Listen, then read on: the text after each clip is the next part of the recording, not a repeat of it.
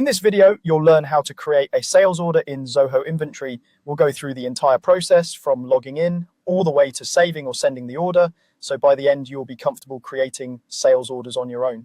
First, start by logging into your Zoho Inventory account. Make sure you're using the correct organization if you have access to more than one. Once you're on the main dashboard, you'll see a navigation menu, usually on the left-hand side or across the top, depending on your layout. From here, hover over or click on the sales section, then choose sales orders from the list. This is the dedicated area where all your sales orders are created, tracked, and managed. You should now see a list of existing sales orders along with options to filter, sort, or search through them. To create a new one, look for the button labeled New Sales Order, often marked with a plus sign. Click that to open a fresh sales order form. This is the main workspace where you'll enter all the details related to the order.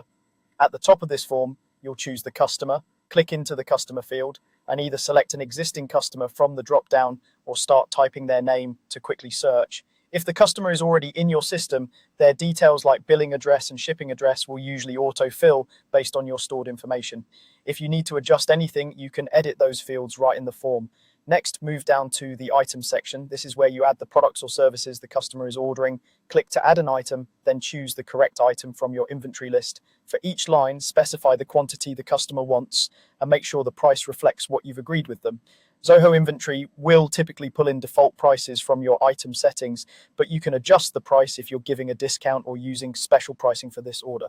Take a moment to confirm that the total amount, taxes, and any discounts look correct before you move on. After your items are added, you can set an expected delivery date if that's relevant to your workflow. Look for the delivery date field and pick a date from the calendar that aligns with your shipping or fulfillment schedule.